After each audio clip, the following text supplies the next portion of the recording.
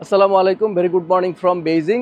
China ভ্রমণের আজকে আমাদের চতুর্থ দিন চলতেছে। আমি এই মুহূর্তে অবস্থান করতেছি নর্থ স্টেশন। এই স্টেশনটার নাম হচ্ছে বেইজিং বে রেলওয়ে স্টেশন। এটা হচ্ছে বেইজিংয়ের মধ্যে অবস্থিত। তো আজকে হচ্ছে খুবই এক্সাইটিং একটি ব্লগ হতে যাচ্ছে। তো হোটেল থেকে জাস্ট চেক আউট করে চলে আসলাম স্টেশনে। এই হচ্ছে স্টেশন। স্টেশনের নাম বড় করে লেখা আছে, আর দুই পাশের অবস্থা দেখেন, হাই রাইজ দুটা বিল্ডিং। জাস্ট একটা আশেপাশের এনভায়রনমেন্ট আপনাদের সাথে একটু শেয়ার করতেছি। খুবই সুন্দর। আর এখন হচ্ছে মর্নিং টাইম, লাইক 7টার মতো বাজে।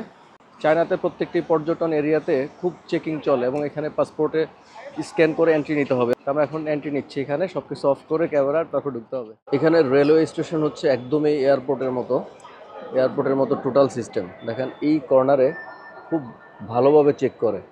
আমার ট্রাভেল পার্টনার রাসেল ভাইয়ের হচ্ছে ব্যাগ খোলাইছে, বিকজ হচ্ছে অনেকক্ষণ পর্যন্ত তারা বুঝাতে পারতেছিল না, ইংলিশ তো পারে না, যে ভিতরে একটা বোতল আছে। বোতল মিন্স হচ্ছে এখানে একটা ওনার বডি স্প্রে ছিল। বডি স্প্রেটা পরে ব্যাগ খোলানোর পরে পাওয়ার পরে ছেড়ে দিছে। দেন আমরা এখানে আসার পরে এখানে আপনারা ভিতরে এই লবি এরিয়াতে অনেকক্ষণ ওয়েট করতে পারবেন। ডিসপ্লে বোর্ড আছে, এখানের মধ্যে আপনাদের ট্রেন কখন ছাড়বে সব কিছু বিস্তারিত দেয়া আছে। আবার এখানে লেখা আছে passport holders are advised to use the manual channel. তো আমাদেরকে যেটা অ্যাডভাইস করলো, ম্যানুয়াল চ্যানেল হচ্ছে এই যে 1 নাম্বারটা। দেখেন সবাই যারা স্থানীয় আছে তারা শুধুমাত্র তাদের এনআইডি কার্ড পাঞ্চ করে চলে যাচ্ছে, আমাদের হচ্ছে পাসপোর্ট পাঞ্চ করে যেতে হবে। সো ফাইনালি প্ল্যাটফর্মের ভিতরে চলে আসছি। পিছনে একটা চেক পয়েন্ট ছিল, এখানে পাসপোর্ট স্ক্যান করে আসতে হয়েছে। এই যে আমাদের প্ল্যাটফর্ম হচ্ছে 4, ও যে সামনে 4। আর এদের যারা যে বিমানে যেরকম এয়ার অ্যাটেন্ডেন্ট থাকে, এদের হচ্ছে মানে ট্রেনের মধ্যে যারা যারা এই যে ট্রেন অ্যাটেন্ডেন্ট মানে ফিমেল যারা আছে, মনে হচ্ছে এয়ার হোস্টেসদের মতো ড্রেস আপ তাদের। তারপর হচ্ছে যারা যারা ট্রেন চালায় মানে ট্রেন ড্রাইভ করে, তাদেরও ড্রেস আপ দেখলাম একদম পাইলটের মতো। এই যে ট্রেনের সময় এখন হয়ে গেছে, আমরা জাস্ট চেক ইন করতেছি এখন। খুবই পরিষ্কার পরিচ্ছন্ন সুন্দর, মানে এক্সপিরিয়েন্সটা ভালোই লাগতেছে। ওই দেখেন লেফট সাইডে আরেকটা ট্রেন আছে। হ্যালো। সো দেখেন ওরা একদম বিমানবালাদের মতো ড্রেস পরে আছে। সো ভিউয়ার্স, ফাইনালি আল্লাহর নাম নিয়ে আমরা যাত্রা শুরু করলাম। এখন হচ্ছে ঠিক 8টা বাজে, একদম এক্স্যাক্ট 8টার সময় ট্রেনটা ছেড়ে দিছে। আর বাইরে দেখেন এত সুন্দর ভিউ। আমরা যেই ট্রেনটিতে যাচ্ছি এটা মূলত হচ্ছে একটি হাই স্পিডি ট্রেন। আর আমরা বুলেট ট্রেনে যাচ্ছি না। আপনারা হয়তো অনেকেই জানেন যে বুলেট ট্রেন সাধারণত একটা লং ডিস্টেন্স ছাড়া সাধারণত যায় না। তো আমরা যেখানে যাচ্ছি এটা হচ্ছে আমাদের প্রায় 2 ঘন্টা 10 মিনিটের মতো লাগবে। আমরা মূলত যাচ্ছি হচ্ছে বেইজিংয়ের যে রেলওয়ে স্টেশন আছে, এখান থেকে যাব আমরা ইনার মঙ্গোলিয়ার হোহট নামে, যেটা ইনার মঙ্গোলিয়ার ক্যাপিটাল নামে পরিচিত, সেখানে যাব। তো আমি একটা এক্সপেরিমেন্ট করার জন্য এখানে একটা বোতল রাখছি পানির, যেটা বুলেট ট্রেন হলে এই পানিটা একটুও নড়তো না। জাস্ট এই হাই স্পিডি ট্রেন হওয়ার কারণে জাস্ট দেখেন একদম স্লাইটলি পানিটা একটু নড়তেছে। তো আমরা নিজেরও যে বসছে আসলে কোনো টের পাচ্ছি না, এই এত স্মুথলি চলতেছে। আর বাইরে ভাই সেই অসাধারণ দৃশ্য। এদিক থেকে দেখেন একদম পিছনে পাহাড় দেখা যাচ্ছে, তারপরে বড় বড় হাই রাইজ বিল্ডিং, আর সামনে একদম গ্রাউন্ডটা ফুললি গ্রিন। মানে অদ্ভুত সুন্দর লাগতেছে এই জার্নিটা আমাদের। এখন পিছনে সবাই ঘুমাইতেছে, মানে খুবই মজা লাগতেছে জার্নিটা করে।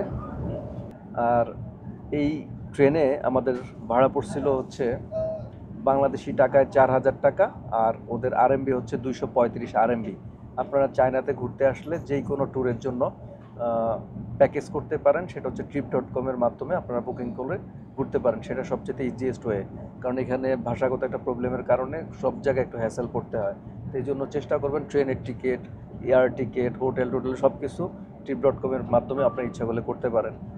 তো যাচ্ছি আমরা এখন আমাদের গন্তব্যস্থলে। আর চলুন আপনাদেরকে এই ট্রেনের ভিতরে একটু এক্সপ্লোর করে দেখাই। জাস্ট লাগেজ রাখার স্পেস, দেন হচ্ছে এই সিটগুলো দেখেন। এই সাইডে হচ্ছে 3 জন বসতে পারবে, এই সাইডে হচ্ছে 2 জন। আর উপরের দিকে হচ্ছে ব্যাগ রাখার স্পেস আছে। দেন এখানে ডিসপ্লে আছে, দেখেন একদম বিমানের মতো যেসব ডিসপ্লে থাকে, সেফটি সিকিউরিটির ইস্যুসগুলো যেটা ডিসপ্লেতে দেখায় ওগুলো শো করতেছে। এবার হচ্ছে আরেকটা সাইডে যাচ্ছি। জাস্ট এদিকে হচ্ছে একটা রেস্টুরেন্ট আছে, মিনি রেস্টুরেন্ট। এখানে জাস্ট এই যে খাবার দাবার পাওয়া যায় আর কি, ড্রিঙ্কস আইটেম বা অন্যান্য আইটেমগুলো পাওয়া যায়। এখানে হচ্ছে ফায়ার ডিস্টিংগুইশার আছে এবং হচ্ছে পানি খাওয়ার ব্যবস্থা আছে। এটা হচ্ছে টয়লেট দেখেন। আমি তখন বুঝতে পারতেছিলাম না, ভিতরে একজন লোক ছিল। সুন্দর একটা মিরর আছে, দেখেন কত সুন্দর নিট অ্যান্ড ক্লিন একটা টয়লেট, একদম বিমানের মধ্যে যেরকম থাকে ওরকম কিছু কিছু ব্যবস্থা আছে।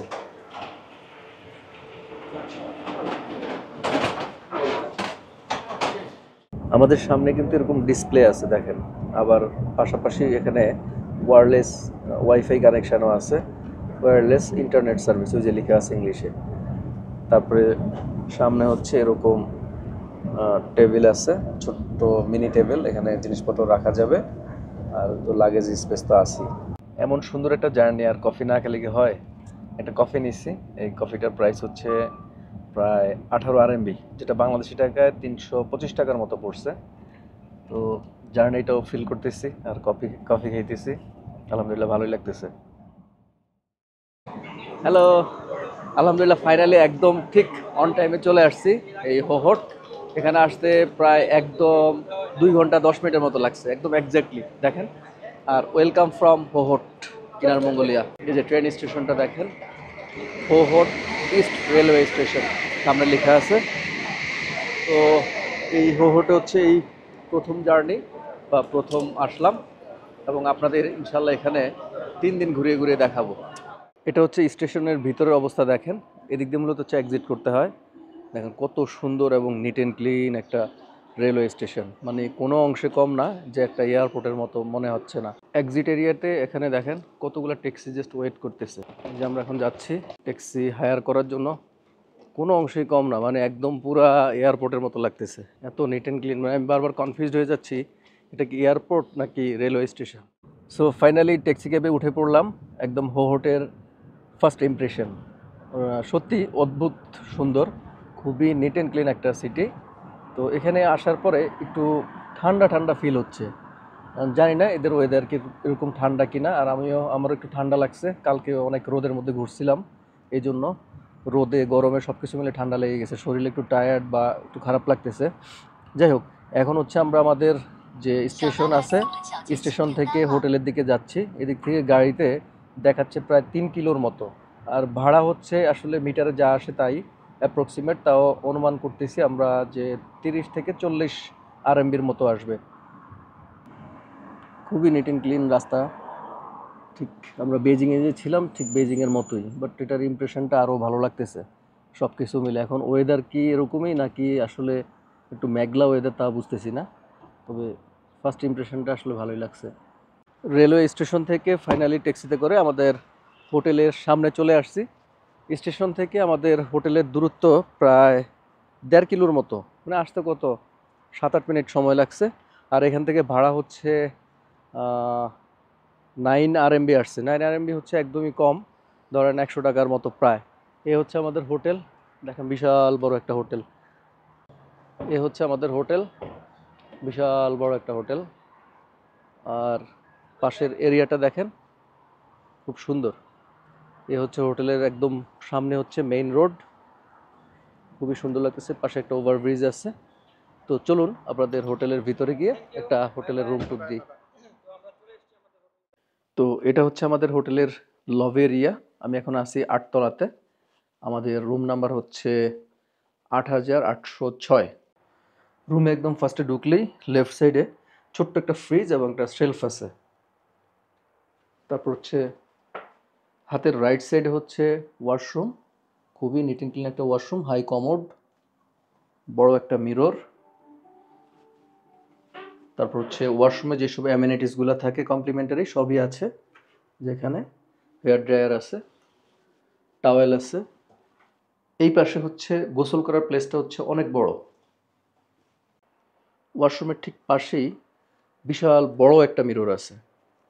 দেন হাতের লেফট সাইডে হচ্ছে যেসব অ্যামেনিটিসগুলো থাকে, চা কফি, সেই জিনিসপত্রগুলো আছে এখানে, চা কফি পানি ওইসব জিনিসপত্র। এখানে হচ্ছে জুতা রাখার একটা সেলফ আছে, ওয়ান টাইম যেসব জুতাগুলো থাকে হোটেলের মধ্যে সেই সব জুতাগুলো আছে। কর্নার থেকে ফুল রুমের একটা ভিউ দেখেন কত সুন্দর, নিট অ্যান্ড ক্লিন। সেপারেট 2টা বেড আছে এবং রুমের ইন্টেরিয়রটা খুব সুন্দর। পিছনে খুব বড় একটা পেইন্টিং আছে। আর এদিকে হচ্ছে একটা লাইট এবং হচ্ছে একটা সেলফ আছে, ড্রয়ার আছে। এদিকে হচ্ছে আপনারা লাগেজ বা এইসব জিনিসপত্র রাখতে পারবেন। রুমের মধ্যে হচ্ছে সেন্ট্রাল এসি আছে। হাতের বাঁদিকে হচ্ছে টিভি আছে, যদিও আমাদের টিভি দেখার সময় নাই। দেন হচ্ছে এখানে অফিসিয়াল কাজ করার জন্য একটা টেবিল আছে, টেবিলের সাথে একটা চেয়ার আছে এবং একটা টেবিল ল্যাম্প আছে। আর এই পাশে খুব সুন্দর একটা ভিউতে দুইটা সোফা আছে, সোফাতে বসে সুন্দর আড্ডা দেওয়া যাবে, বাইরের ভিউ উপভোগ করা যাবে। দেন হচ্ছে এখানে ইন্টারকম ফোন আছে। বাহিরের ভিউটা দেখেন, একদম হোটেল রুমে বসে রোড সাইড ভিউটা আপনারা উপভোগ করতে পারবেন। আপনাদের এই হোটেলের রেন্ট সম্পর্কে একটু আইডিয়া দিই। এটা হচ্ছে 350 আরএমবি পড়ছে আমাদের প্রতি রাতের জন্য, যেটা বাংলা টাকায় প্রায় 6000 টাকা। কারণ এই এরিয়াটা একটা পশ এরিয়া বলা যায়। আর এই হোটেলটি হচ্ছে আমাদের 3 স্টার মানের একটি হোটেল। এটার সাথে কমপ্লিমেন্টারি ব্রেকফাস্ট আছে। A few moments later. So viewers, এখন হচ্ছে লোকাল টাইম 3টার মতো বাজে। হোটেল, আমাদের যে হোটেল আছে, হোটেল এরিয়া থেকে প্রায় 10 মিনিটের ট্যাক্সিতে করে একটা জায়গাতে আসছি। মূলত এখানে জায়গাটা হচ্ছে মুসলিম এরিয়া। আর বেইজিংয়ে একটা জিনিস দেখলাম, ট্যাক্সি ক্যাবের ভাড়া বেশি ছিল, কিন্তু এখানে তুলনামূলক কম ছিল। এই জায়গাটা হচ্ছে মুসলিম এরিয়া মূলত। এই যে সামনে হচ্ছে একটা অনেক পুরনো মসজিদ আছে, এটাকে বলা হয় গ্র্যান্ড মক্স অফ হোহট। যাক, এটাতে আমরা ঘুরবো। আর পাশে এই যে শপগুলো দেখতেছেন, প্রত্যেকটা শপই হচ্ছে মুসলিমদের শপ মূলত। আসসালামু আলাইকুম। এখানে হচ্ছে মূলত এই যে দেখেন গরুর মাংস বা ইয়ের মাংস আছে, এই যে। তারপরে যে এখানে হচ্ছে ওরা মাংসগুলাকে এই শুটকির মতো তৈরি করে রাখছে, এখানে এগুলো সেল করে। এখানে সামনে হচ্ছে দেখেন ডিফারেন্ট টাইপের খেজুর আছে, খেজুর আছে। আর বাকিগুলা কি জানি না। আর সবচেয়ে বড় সমস্যা হচ্ছে ভাষাগত প্রবলেম। আসসালামু আলাইকুম। এই যে এখানে দেখেন একদম সবগুলা মাংস হচ্ছে ডিফারেন্ট টাইপের শুটকি দিয়ে, মানে শুটকি করে রাখছে এগুলা। আসসালামু আলাইকুম। এই যে দেখেন উনি তবজি গুনতেছে, মুসলিম। সো এখন হচ্ছে 3:30টার মতো বাজে। হোহটে আমরা যেই জায়গাটাতে আছি, এটা হচ্ছে মুসলিম এরিয়া। জায়গাটার নাম হচ্ছে কুজেন দার্সি। তো এখানে জাস্ট হাঁটতে হাঁটতে দেখলাম একটা শপের মধ্যে দুইটা মেয়ে হিজাব পরা। তখন বুঝলাম যে এটা হচ্ছে হালাল রেস্টুরেন্ট। আর চায়নাতে এসে খাবার দাবারের একটা ঝামেলা আছে। তো এখানে আসার পরে তাদের যে সাইনবোর্ডগুলো আছে পাশে দেখেন, একদম সুন্দর করে বিভিন্ন ধরনের খাবারের ছবি দেয়া আছে। তো এসে দেখলাম যে একটা বাংলাদেশের সেই আলু দিয়ে গরুর মাংস রান্না করার একটা ছবি আছে, ওটা দেখে তাদের সাথে কন্ট্যাক্ট করলাম। এটা হচ্ছে গুগল ট্রান্সলেটের মাধ্যমে।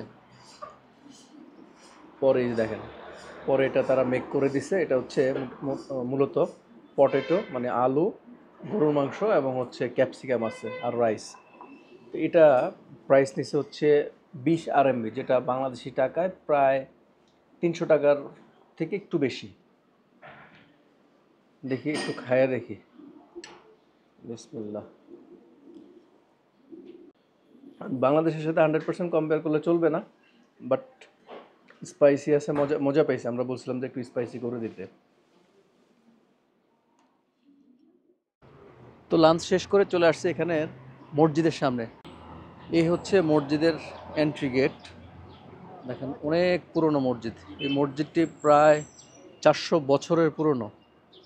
আর এটার এই যে ওপেন টাইম হচ্ছে 9টা থেকে 12টা, 3টা থেকে 7টা 30। এটা সম্ভবত কি দর্শনার্থীদের জন্য ওপেন থাকে, এরকম কিছু হইতে পারে। দেখেন বিল্ডিংয়ের স্ট্রাকচার, আউট স্ট্রাকচার দেখেন অনেক পুরনো। এটা হচ্ছে মসজিদের আউট স্ট্রাকচার। বাট আমি এখন হচ্ছে একটা ভিতরের এরিয়াতে আছি।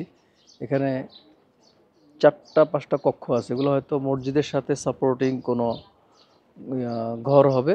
যাই হোক, এখানে মসজিদের স্ট্রাকচারটা বাইরে দিয়ে দেখেন কত সুন্দরভাবে এক্সটেরিয়র করা। সেই কত পুরনো আমলে 1760 খ্রিস্টাব্দে এই মসজিদটি নির্মাণ করা হয়েছিল।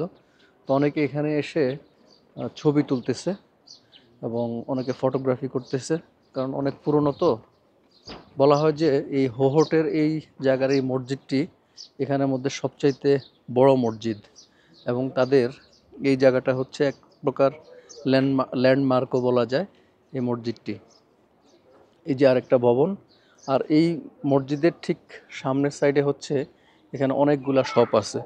তো এই শপগুলোর ওনার হচ্ছে বিভিন্ন মুসলিমরা, ম্যাক্সিমাম দেখলাম যে খাবারের শপ আছে এখানে। দেখেন বাইরের দেয়ালগুলা কত পুরনো, কত শত বছরের ঐতিহ্য এগুলা। সামনের দিকে একটা মিম্বার আছে, দেখেন অনেক বড়। আর এদিকে সম্ভবত কোনো প্রকার নিদর্শন আছে হিস্টোরিক্যাল, বাট তাদের ল্যাঙ্গুয়েজের কারণে হয়তো বলতে পারবো না। যে অনেকগুলো স্টোন আছে এখানে, সব চাইনিজ ভাষায় লেখা স্টোনগুলোর মধ্যে। এগুলো সম্ভবত অনেক পুরনো স্টোন, এগুলোর মধ্যে অনেক হিস্টোরি লেখা আছে। দেখেন ওই যে সামনে একটা পাথরের মধ্যে লেখা। আর একদম পিছন সাইডে আরেকটা আছে, এটা আধুনিক ভবন দেখা যাচ্ছে মসজিদের সাথে সাপোর্টিং। এরিয়াটা অনেক বড়। আমরা এতক্ষণ ওই সাইডে ছিলাম, ওইখান থেকে জাস্ট এই পাশে আসছি। এই পাশেও দেখেন রাস্তার পাশে যেসব দোকানগুলো আছে সবগুলাই আলটিমেটলি মুসলিমদের দোকান। এখানে হচ্ছে প্রাইস দেয়া আছে তাদের ভাষায়। আর এগুলা সম্ভবত ভেড়া আছে, তারপরে গরু আছে। তো একটা পাশের দোকান থেকে শুনছিলাম যে এটার কেজি হচ্ছে 40 আরএমবি। 40 আরএমবি হচ্ছে বাংলাদেশি টাকায় প্রায় 720-700 প্লাস এরকম পড়বে। এখানে একটা শপের মধ্যে হচ্ছে চিকেন আইটেম আছে, দেখেন জাস্ট বারবিকিউ করে রাখছে। চিকেনের যে পা আছে, তারপর হচ্ছে উইংসগুলো আছে, এখানে হচ্ছে ফুল চিকেন আছে, জাস্ট বারবিকিউ করে রাখা। খুব পরিষ্কার দেখা যাচ্ছে বাইরের থেকে। আর এদিকে হচ্ছে ডিম আছে, দেখেন। আসসালামু আলাইকুম। ওয়ালাইকুম সালাম। বাংলাদেশ, মাঞ্জাল। Muslim. যেখানে কি যেন বানাচ্ছে, Okay, thank you. Shukriya. ওরা বললো যে এই স্ট্রিটের সবাই মুসলিম এবং প্রত্যেকটা দোকানের ওনার থেকে শুরু করে সবাই মুসলিম। আসসালামু আলাইকুম। এখানে দেখেন বিভিন্ন ধরনের ফ্রুটস ড্রাই করে সেল করতেছে। তারপর সামনে খেজুর আছে, পিনাট আছে, যেটা হচ্ছে কিসের সিডস, এটা কুমড়ার মতো লাগতেছে। আর ইনার মঙ্গোলিয়ার এই এরিয়াটা মূলত দুধের বিভিন্ন জিনিস পাওয়া যায়, বিশেষ করে পনির আইটেম, তারপর হচ্ছে বিভিন্ন ধরনের চকলেট তৈরি করছে ওরা। এইটা একটা কি জিনিস জানি না, এটা হচ্ছে গুড়ের মতো দেখতে। এখন হচ্ছে 7:30টার মতো বাজে, কিন্তু দেখেন এখনো সানলাইট আছে। সূর্য ডুবে গেলেও কিন্তু এখনো লাইট আছে। আর এখন যে স্ট্রিটের মধ্যে যাচ্ছি তার হচ্ছে মেইন এন্ট্রি গেট, এটার নাম হচ্ছে শাইশাং ওল্ড স্ট্রিট। তো এটার ভিতরে আমরা এখন জাস্ট প্রবেশ করতেছি। এই জায়গাটা হচ্ছে জাস্ট সবার জন্য উন্মুক্ত, মানে এই প্লেসটাতে কোনো গাড়ি ঢুকে না। গাড়ি বাইক ঢুকে, কিন্তু গাড়িগুলো ঢুকে না। তো এখানে যারা দেখতেছেন এরা হচ্ছে জাস্ট বিকালবেলা একটু ঘুরতে আসছে এরকম আর কি। যে বিভিন্ন সিট আছে, সিটের মধ্যে বসা যাবে, প্লাস হচ্ছে যে এই শপগুলো আছে সবগুলোর থেকে শপিং করা যাবে। এখানে প্রত্যেকটি দোকান বা ঘরের স্ট্রাকচার একরকম, এগুলো হচ্ছে একটু ওল্ড স্ট্রাকচার। আবার এখানে কিছু সুভিনিয়র শপ আছে, যেখানে সুভিনিয়র শপ আছে।